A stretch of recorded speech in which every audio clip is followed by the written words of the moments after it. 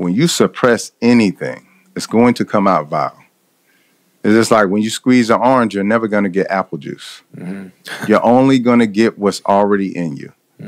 You understand? And that's what I see in life is, and that's what I'm learning in this stage of my life is that be careful of what you tuck away inside of you.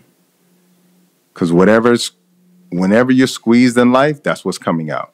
And there's a lot of ways. I feel like there's not. I think that's a good, in my opinion. I agree with that as a general foundational motto or rule.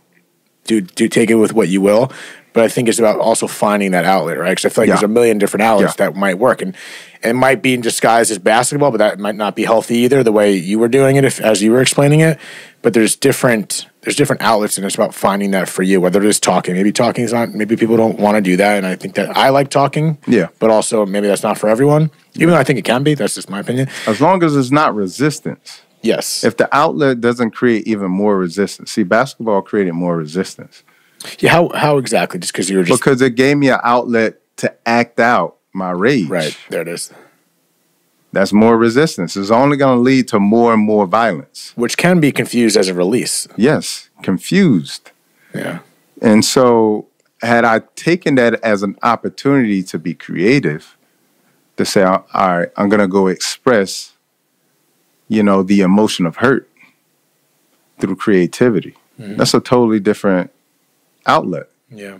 And a totally different outcome. But most people think that the only way you can express hurt is with frustration, violence, anger. That's not the only way you could do that. And I think that was sort of my false, point that I made to myself was that I'm angry, so I'm going to go act out that anger on somebody else. Yeah, it's usually where it comes from. Someone else gets the other side of it. Yes. And it's a standard projection, I guess, right? Yep. God, human beings are so complicated. Yet I feel like it is relatively simple on paper to work it out. Yeah. It's like the secret sauce is like just do this, but there's just so many layers. As long as we're willing to put in the work and just not, like you said, suppress it, avoid it, just handle it, because we're not protecting ourselves by just tucking it away. That's for damn sure. I mean, I've realized that. Yeah. And I feel like a lot of people, that's one of the patterns that I'm seeing with people that are going on their healing journey. Yeah. It is that facing it. It is that facing it and not sugarcoating it, like you said. It's just getting right after it. Yeah. But it's easier said than done. It's scary. Oh, for sure. It's scary because you might see some things you don't want to see, even though you know it's there already. Yeah. And I think that's the scary part is when you embrace the hurt, you think you become the hurt. So that's why people go in the other direction. I think the word embrace, right? A hug. Mm-hmm. You don't hug everyone forever. You hug them and say goodbye. Yeah. So it's like hug it and then let it go. Yeah, but the hurt feels like forever in the moment. Yes. Especially when you're, prolonged for sure, but especially in the moment. It doesn't feel like it's going to be over. No, that's the hard part. Yeah, so to revisit it feels like you're revisiting forever. Mm-hmm. And you're going to get caught up in forever. I think that's what happens with people, and people just don't want to get lost in the hurt, and that becomes who they are. So what the idea is, I'll take this hurt, and the idea, they're thinking they're releasing the hurt, but what they're really doing is creating more resistance. And case in point is you've worked this out for your personal stuff. Yeah. And let me ask you, since you said no one asked you as a kid, are you okay? Yeah. Yeah? Yeah, I'm good, man. I think what happens is when you start the journey for yourself and you get some healing, you realize it's going to be okay. Just a little bit. Yeah. And I think it's just like every journey, 1,000-mile journey begins with one step. Mm-hmm. But most people are afraid to take the first step in that direction. And do you think that first step is because of the fear of just putting yourself in that hurt again? Yeah, you don't know when it's going to end. There's no time lapse on it. There's no end date to it. But what is that? How come people, general people, including myself, what is that about not think, like we just don't think it's going to end, or not, as opposed to not knowing when it's going to end? Because what is the natural feeling of just, I'm going to stay stagnant, I'm not going to be proactive? Why do we expect that we're going to get better by doing nothing? Because we think that we can make things disappear. Like that's what life teaches us in so many different ways. It's like, I'll just make this go away. Yeah, we don't even know how, but we're going to do it. No, just make it go away. Pretend like it. Like how many people you know are just pretending through life? They're pretending to be someone else. They're pretending. We're in LA, my man. That's what I'm trying to tell you. I didn't want to go there, but I'll take that bullet for you. Yeah, I just lost 1,000 followers. It's all right. But you see what I'm saying? It's like the way life is set up today is set us up to pretend and not be who we really are. As a matter of fact, in my opinion, that is the most dangerous person in the world. The most authentic person, the person who's fully connected with who they are and accepting of who they are, that's the most dangerous person in the world. Mm-hmm. You can't trick that person. Nope. They're not negotiating with you. You can't buy them off because they don't need anything. And so I think because of that, we live in a pretend world. And we believe that everything can be imaginary. We can make things go away when we act a certain way. Oh, man.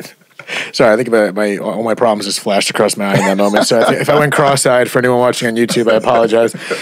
Damn, man. No, that's real shit. And I appreciate you sharing a process that's worked for you. So I feel like this is it. This is part of the conversation. Yeah. And again, it's not going to work for maybe your specific methods might not work for everyone, even though I personally think, it's a pretty damn good foundation. And then from there, you still pave your way. But I think, like you said, it's that first step. It's the first step. So if if you are going through grief, you just lost someone, it's not going to, if you just broke your arm, it looks like the worst thing in the world. How the hell is this going to heal? But it will get there step by step. But it's very hard to see the trees through the woods when you're in it. Yeah. And that's one thing I've said a million times in this podcast. But, regardless of any experience we go through, hearing stories of that process and getting to a place I think you're happy with. Yeah. Look to other people sometimes, you know what I mean? Yeah, for sure. Get good people in your circle. Find somebody you can be vulnerable with, whether that's a therapist, your mother, your girlfriend, or whoever it may be. I think we need each other. And I think we live in a society today where everybody's trying to be independent, as opposed to you go back 50 years ago. If you were a kid, you lived in the house till it was time to be a real adult. Now you got kids leaving the house at 17 years old. Like, nobody wants to actually, be who they are. Like, if you're a kid, be a kid, and I think as a result of that, like, that's where we're at. That's why we can't deal with our pain effectively, because we don't have the outlets to do it in terms of, like, people around us. But we also don't have the coping skills either, because we don't actually deal with any situations in life. We just sweep them under the rug. Yeah, we ain't taught that. In my opinion, the whole education system needs to be rewritten in many ways, because these are fundamental things that I think is nice to know. You as an example, for at 12 years old, growing up, seeing all that violence and killings and murder and death. Yeah. No one, you got to figure it out. And it's a blend of both. I think part of life is getting thrown in the fire and figuring it out. But at the same time, you need a little bit of guidance to get you there. And maybe some people carry that burden and get on a podcast and talk about it to hopefully educate other people. Yeah. Or hearing this conversation. Yeah, and that's the whole point of this whole shit. Because it's important to hear that, because not everyone some people you said find someone you can be vulnerable with. Yeah. It's sad. Some people don't have that. And sometimes people do live in the comment section and I see that a lot in this podcast. People express, and I love it because most of the comments, you get your seedy ones here and there, of course, it's the internet, but a lot of the community that's happening with this is people are just paragraphs of expressing it. Yeah. I think that's great. You know what I mean? Like, I personally not sure if I do it on a podcast. I'm not sure I would do it in the comment section, but it's that community of people. That's why I love this community and many communities that are doing similar things. It's that it's giving people an outlet. With the beauty of the internet, as dangerous as the internet is, have that community to express yourself in written word, because you might not have someone there. Yep. But now we can connect with people across the world. There are more outlets out there. There are ways to find people that are feeling similar like you and have gone through what you're going through. So you're not alone. And I feel like feeling alone is a dangerous place to feel too. Yeah. And then the narrative around speaking about your emotions and trauma. The narrative, like the consensus, like the societal narrative? Well, the societal narrative is you're weak.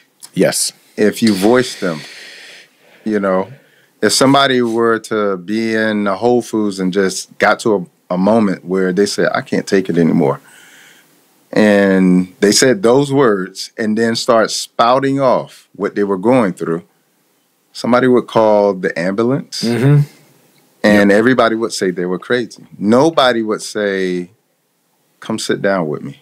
Yeah. You know, if you need somebody to talk to, I'll talk to you. Yeah. And so that's the kind of society we're in today. So we have this narrative around how you handle your trauma as well too. Yeah, everyone, and we don't have all the answers. We just have our own experiences. I think that's why, again, it's important to hear your experience, because this might specifically work head on for everyone, but then also might pull a couple things from you. And that's why it's important to talk about this shit and hear this out. Yeah, 100%. Whew, dude, I appreciate you you hopping on here and sharing that. We didn't know 100% where it was going to go. We had an idea, and I thought it worked out beautifully. So I appreciate you taking the time and whatever, the hour-long Uber from fucking Hollywood. So I appreciate you doing that. But before we do get out of here, Jesus, put the button. Is that like that the whole time? No, you got the man meat out, man. Tuck that man meat away, man. My chest was just, the Italian flow is coming out. Anyway, thank you again. If there's anything you want to plug or any last words or anything you want to, if like you didn't get off your chest, feel free to rip the mic apart. No, I always tell people, you know, the unhealed version of you makes very different decisions than the healed version of you.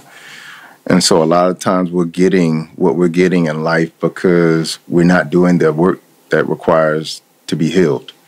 And so I would urge people to start that journey for yourself. And it doesn't matter how you start that journey, but start that journey for yourself. That is your greatest work in life.